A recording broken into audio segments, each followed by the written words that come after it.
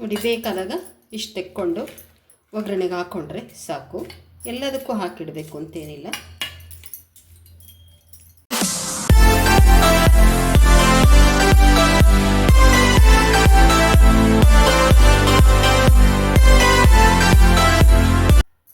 ಎಲ್ಲರಿಗೂ ನಮಸ್ಕಾರ. ಎಲ್ಲರೂ ಹೇಗಿದ್ದೀರಾ? ಎಲ್ಲರೂ ಚೆನ್ನಾಗಿದ್ದೀರಾ ಅಂದ್ಕೊಂಡಿದ್ದೀನಿ. ನಾನು ಕೂಡ ಚೆನ್ನಾಗಿದ್ದೀನಿ.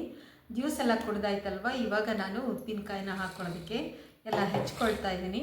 ಬನ್ನಿ ಯಾವ ಥರ ಉಪ್ಪಿನಕಾಯಿ ಹಾಕೋದು ಅಂತೇಳಿ ನೋಡೋಣ. ಫಸ್ಟ್ ಇದೆಲ್ಲ ಹೆಚ್ಕೊಳ್ತೀನಿ ಒಂದೊಂದಾಗಿ. ಸ್ವಲ್ಪ ರಸ ಕೂಡ ತೆಗೆದಿಟ್ಕೊಂಡು ಖಾರನ ಈಗಲೇ ಮಿಕ್ಸ್ ಮಾಡಿಬಿಡೋಣ ಅನ್ನೋ ಕೂಡ ಪ್ಲ್ಯಾನ್ ಕೂಡ ಇದೆ. ಆ ಥರನೂ ಮಾಡ್ಬೋದು. ಇಲ್ಲಾಂದರೆ ಉಪ್ಪಿನಕಾಯಿ ಹಾಕಿ ಉಪ್ಪೆಲ್ಲ ಹಾಕಿ ಬೆರೆಸಿ 3 ದಿನ ಆದಮೇಲೆ ಖಾರದ ಪುಡಿ ಹಾಕಿದ್ರೆ ಅದು ಕೂಡ ತುಂಬಾ ಚೆನ್ನಾಗಿರುತ್ತೆ. ಬನ್ನಿ ಅದೇ ಥರ ಮಾಡೋಣ. ಇವತ್ತು ಉಪ್ಪು ಬೆರೆಸಿ ಇಟ್ಬಿಟ್ಟು ಇನ್ನು 2 ದಿನ ಆದಮೇಲೆ ಅದಕ್ಕೆ ಖಾರನೆಲ್ಲ ಹಾಕ್ಕೊಳ್ಳೋಣ. ಯಾವ ರೀತಿ ಮಾಡ್ತಾಯಿದ್ದೀನಿ ಅಂತೇಳಿ ನಾನು ತೋರಿಸ್ತೀನಿ. ಬನ್ನಿ ನೋಡಿ, ಇಷ್ಟಿಷ್ಟೇ ಹಚ್ಕೊಳ್ತಾ ಇದ್ದೀನಿ ಚಿಕ್ಕದಾಗಿ. ಬೇಗನೆ ಬೆಂದ್ಬಿಡುತ್ತೆ ಉಪ್ಪೊಳಗಡೆ ಎಲ್ಲ ಮಿಕ್ಸ್ ಮಾಡಿಟ್ರೆ. ಉಪ್ಪು ಮತ್ತು ಹಿಂಗು ಹಾಕಿ ಮಿಕ್ಸ್ ಮಾಡಿಬಿಡಬೇಕು. ರಸ ಕೂಡ ಚೆನ್ನಾಗಿರೋದ್ರಿಂದ ಬೇಗ ಮೆತ್ತವಾಗುತ್ತೆ. ಗೊಜ್ಜು ಕೂಡ ಮಾಡ್ಬೋದು.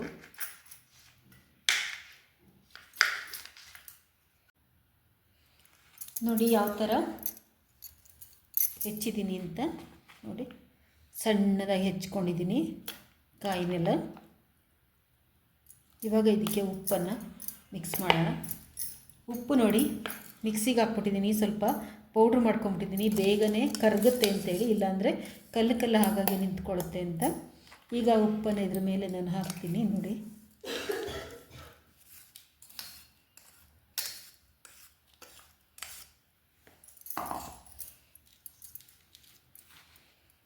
ಚೆನ್ನಾಗಿ ಇವಾಗ ಕಲಿಸ್ಕೊಳ್ಳೋಣ ಒಂದು ಸಲ.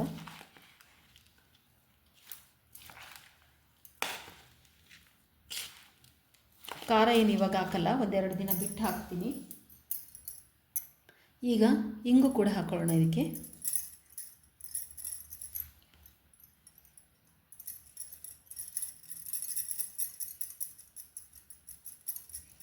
ಇಂಗು ಹಾಕಿದ್ರೆ ಉಪ್ಪಿನಕಾಯಿ ಕೆಡೋದಿಲ್ಲ. ನೋಡಿ ಒಂದು ಅರ್ಧ ಸ್ಪೂನಷ್ಟು ಹಾಕ್ಕೊಂಡಿದ್ದೀನಿ.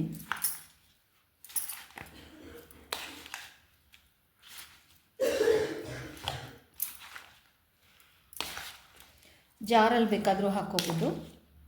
ಉಪ್ಪಿನಕಾಯಿ ಜಾರೇ ಬರುತ್ತಲ್ಲ ಜಾಡಿ ಒಳಗಡೆ. ಸ್ಟೀಲ್ದ್ರಲ್ಲಿ ಮಾತ್ರ ಹಾಕ್ಕೋಬಾರ್ದು, ಸ್ಟೀಲಲ್ಲಿ ಹಾಕಿದ್ರೆ ಚೆನ್ನಾಗಿರಲ್ಲ. ಇನ್ನೊಂದು ಸ್ವಲ್ಪ ಹಾಕ್ತೀನಿ ಉಪ್ಪನ್ನ. ಉಪ್ಪು ಸ್ವಲ್ಪ ಜಾಸ್ತಿ ಹಾಕಿಟ್ರೆ ಉಪ್ಪಿನಕಾಯಿ ಯಾವತ್ತೂ ಕೆಡೋದಿಲ್ಲ.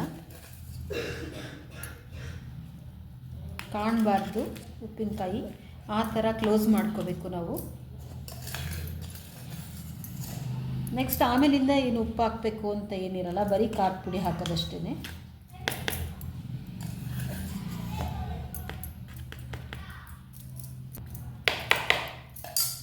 ಈಗ ನಾನು ಇದನ್ನು ಒಂದು ಕ್ಲೋಸ್ ಮಾಡ್ತೀನಿ. ಈ ಥರ ಕ್ಲೋಸ್ ಮಾಡಿ ಎತ್ತಿಡ್ತೀನಿ. ಚೆನ್ನಾಗಿ ಮೆತ್ತವಾಗಲಿ ಇದು. 2 ದಿನ ಆದರೆ ಚೆನ್ನಾಗಿ ಮೆತ್ತವಾಗುತ್ತೆ. ಆಮೇಲಿಂದ ಖಾರದ ಪುಡಿನ ಬೆರೆಸೋಣ. ನೋಡಿ ಆಗಲೇ 3 ದಿನ ಆಗಿತ್ತಿದು. ಚೆನ್ನಾಗಿ ಸ್ವಲ್ಪ ನೀರು ಬಿಟ್ಕೊಂಡಿದೆ, ಉಪ್ಪೆಲ್ಲ ಹಾಕಿ ಇಟ್ಟಿದ್ವಲ್ಲ ಉಪ್ಪಿನಕಾಯಿ. ಗಮ್ಮಂತ ಇದೆ ಇಂಗು ಹಾಕಿರೋದ್ರಿಂದ.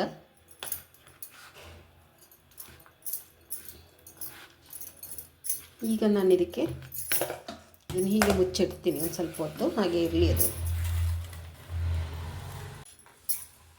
ನೋಡಿ ಸ್ವಲ್ಪ ಮೆಂತ್ಯ ತೊಗೊಂಡಿದ್ದೀನಿ, ಸಾಸಿವೆ ತೊಗೊಂಡಿದ್ದೀನಿ. ಸಾಸಿವೆ ಸ್ವಲ್ಪ ಜಾಸ್ತಿ ತೊಗೊಂಡಿದ್ದೀನಿ, ಮೆಂತ್ಯ ಸ್ವಲ್ಪ ಕಡಿಮೆ ತೊಗೋಬೇಕು. ಅದರ ಜೊತೆಗೆ ಮೆಣಸಿನ್ಕಾಯಿ ತೊಗೊಂಡಿದ್ದೀನಿ. ಬ್ಯಾಡಗಿ ಮತ್ತು ಖಾರದ ಮೆಣಸಿನ್ಕಾಯಿ ಎರಡನ್ನೂ ತೊಗೊಂಡಿದ್ದೀನಿ. ನೋಡಿ ಇದು ಖಾರದ ಮೆಣಸಿನ್ಕಾಯಿ ಮತ್ತು ಇದು ಬ್ಯಾಡಗಿ ಮೆಣಸಿನ್ಕಾಯಿ. ಕಲರ್ ಬರೋದಕ್ಕೆ ಅಂತೇಳಿ ಇದು ತೊಗೊಂಡಿರೋದು. ಇವಾಗ ಇದನ್ನು ನಾನು ಹುರ್ಕೊಳ್ತೀನಿ. ಇದೆರಡನ್ನೂ ಹುರ್ಕೊಳ್ಳೋಣ. ಒಂದು ಬಾಣಲಿ ಇಟ್ಕೊಂಡಿದ್ದೀನಿ, ಹುರ್ಕೊಳ್ಳೋಣ. ಇದನ್ನು ಜಾಸ್ತಿ ಬೇಕಾದರೂ ಹುರಿದು ಎತ್ತಿಟ್ಕೊಂಡು ಬೇಕಾದಾಗ ಬಳಸ್ಕೊಳ್ಬೋದು.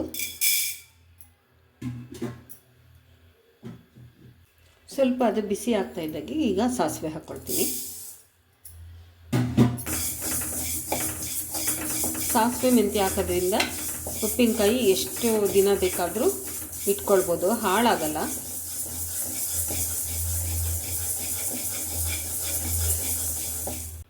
ಇವಾಗ ಇದಕ್ಕೆ ನಾನು ಅರಿಶಿನದ ಪುಡಿಯನ್ನು ಹಾಕ್ಕೊಳ್ತೀನಿ. ಅದು ಕೂಡ ಇಷ್ಟೇ ಬಿಸಿನಲ್ಲಿ ಬೆಚ್ಚಗಾಗಲಿ, ಅದು ಸಾಕು. ಸ್ಟವನ್ನು ಆಫ್ ಮಾಡ್ಕೊಂಬಿಟ್ಟಿದ್ದೀನಿ.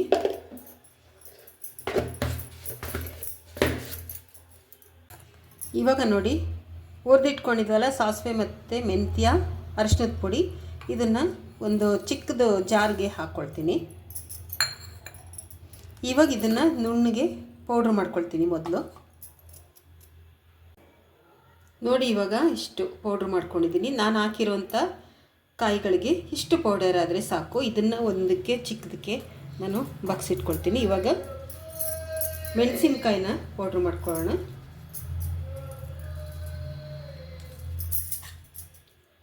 ನೋಡಿ,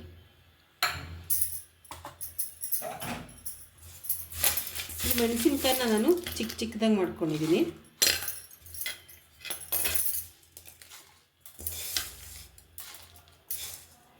ಮೆಣಸಿನ್ಕಾಯಿನೇನು ಹುರಿಯೋವಂಥ ಅವಶ್ಯಕತೆ ಏನಿಲ್ಲ.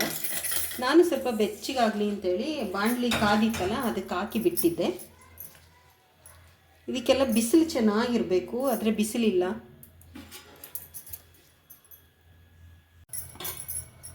ನೋಡಿ, ಮಿಕ್ಸಿ ಮಾಡ್ಕೊಂಡಿದ್ದೀನಿ, ಆದರೆ ಇನ್ನೂ ಸ್ವಲ್ಪ ಹಂಗೆ ತರಿಯಾಗೇ ಇದೆ.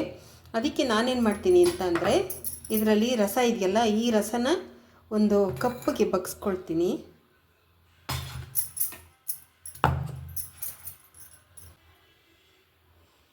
ಈ ರೀತಿ ಮಾಡೋದ್ರಿಂದನೇ ಈಸಿ ಆಗುತ್ತೆ.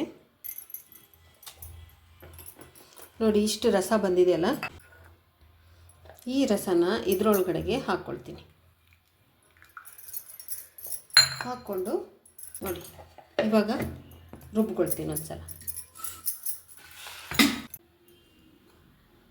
ಈಗ ನಾನು ನೋಡಿ ಈ ಒಂದು ಪುಡಿ ಮಾಡ್ಕೊಂಡಿದ್ದೀನಲ್ಲ, ಅದನ್ನು ಹಾಕ್ಕೊಳ್ತೀನಿ. ಇಷ್ಟು ಹಾಕ್ಕೊಳ್ತೀನಿ, ಯಾಕಂದರೆ ಕರೆಕ್ಟಾಗಿ ಅಳತೆ ತಗೊಂಡು ಪೌಡ್ರ್ ಮಾಡ್ಕೊಂಡಿದ್ದೀನಿ.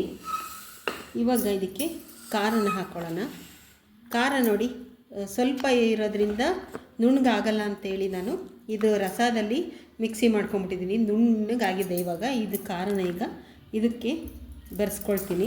ಫಸ್ಟು ಇದನ್ನು ಕಲಿಸ್ಕೊಂಬಿಡೋಣ. ಇದನ್ನು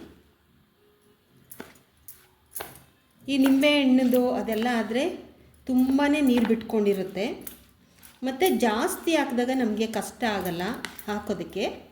ತುಂಬ ಪೌಡ್ರು ಮಾಡ್ಕೊಳ್ಬೋದು.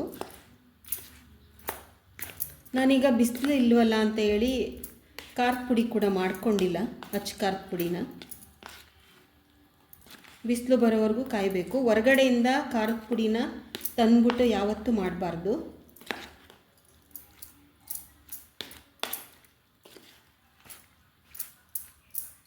ಇವಾಗ ನೋಡಿ, ಖಾರನ ಹಾಕ್ಕೊಳ್ತೀನಿ.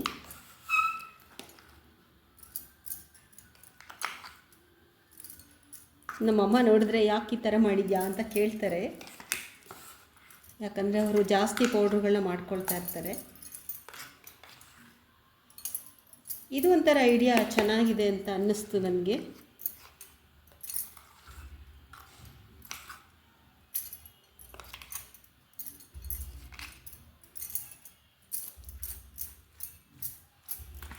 ಸಾಕಾಗುತ್ತೆ ಖಾರ ಇಷ್ಟು.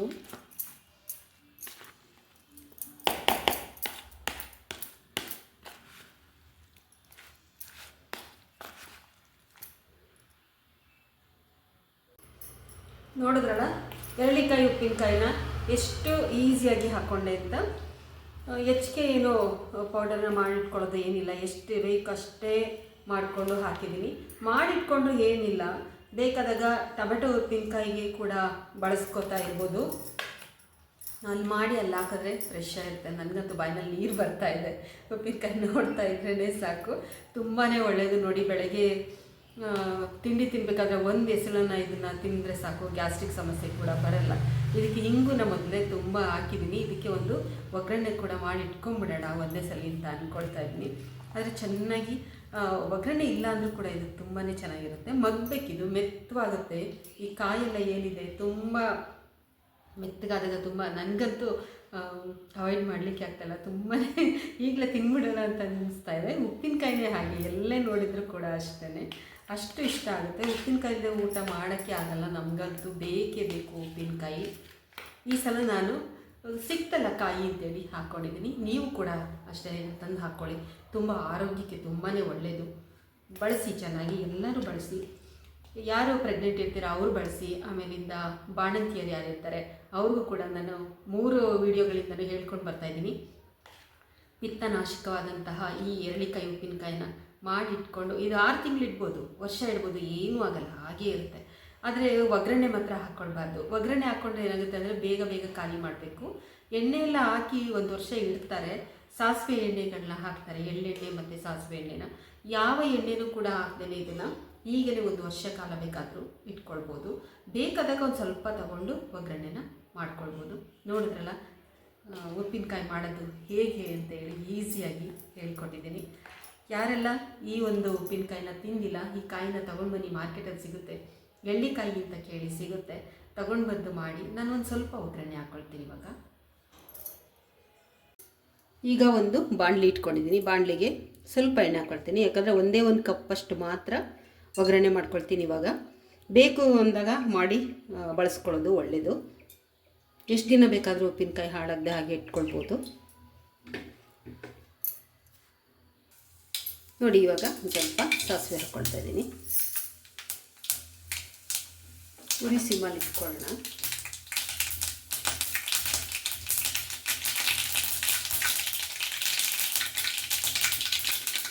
ಸ್ಟವ್ ಆಫ್ ಮಾಡಿಕೊಂಡು ಕರಿಬೇವಿನ ಸೊಪ್ಪನ್ನು ಹಾಕ್ಕೊಳ್ತೀನಿ. ಇವಾಗ ಇದಕ್ಕೆ ಇಂಗು ಹಾಕ್ಕೊಳ್ಳೋಣ.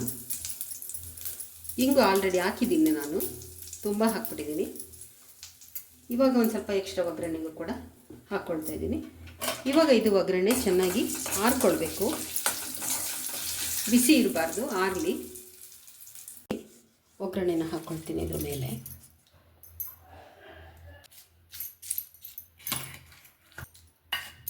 ನೋಡಿ, ಬೇಕಾದಾಗ ಇಷ್ಟು ತೆಕ್ಕೊಂಡು ಒಗ್ಗರಣೆಗೆ ಹಾಕ್ಕೊಂಡ್ರೆ ಸಾಕು. ಎಲ್ಲದಕ್ಕೂ ಹಾಕಿಡಬೇಕು ಅಂತೇನಿಲ್ಲ.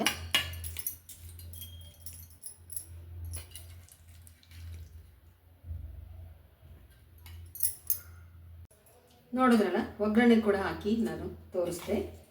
ಎಷ್ಟು ಚೆನ್ನಾಗಾಗಿದೆ ಅಂತಂದರೆ ಅಷ್ಟು ಚೆನ್ನಾಗಿದೆ, ಟೇಸ್ಟಾಗಿದೆ. ನೀವು ಕೂಡ ಮಾಡಿ ಮನೇಲಿ. ಈ ವಿಡಿಯೋನ ಇಷ್ಟೊತ್ತವರೆಗೂ ನೋಡಿದ್ದಕ್ಕೆ ನನ್ನ ತುಂಬ ಹೃದಯದ ಧನ್ಯವಾದಗಳು.